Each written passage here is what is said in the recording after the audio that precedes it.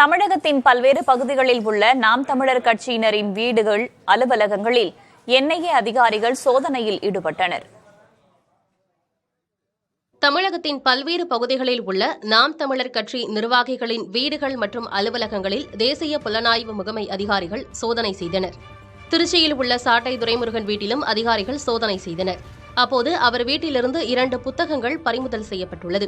மேலும் இடும்பவனம் கார்த்தி உட்பட கோவை, தென்காசி உள்ளிட்ட பகுதிகளில் உள்ள முக்கிய நிர்வாகிகளின் வீடுகள், அலுவலகங்களில் என்ஐஏ அதிகாரிகள் சோதனை செய்தனர்.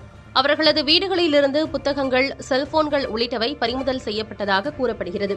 சாட்டை துரைமுருகன், இடும்பவனம் கார்த்தி உள்ளிட்ட மிக முக்கியமான 7 நாம் தமிழர் கட்சி நிர்வாகிகளுக்கு என்ஐஏ அதிகாரிகள் சம்மன் அனுப்பியுள்ளனர். வரும் 7ஆம் தேதி இவர்கள் அனைவரும் சென்னை அலுவலகத்தில் ஆஜராக வேண்டும் என்று தெரிவிக்கப்பட்டுள்ளது. வெளிநாடுகளிலிருந்து நிதி பெற்றதாகவும் தடை செய்யப்பட்ட அமைப்புடன் தொடர்பில் இருப்பதாக புகார் எழுந்த நிலையில் சோதனை செய்யப்பட்டது.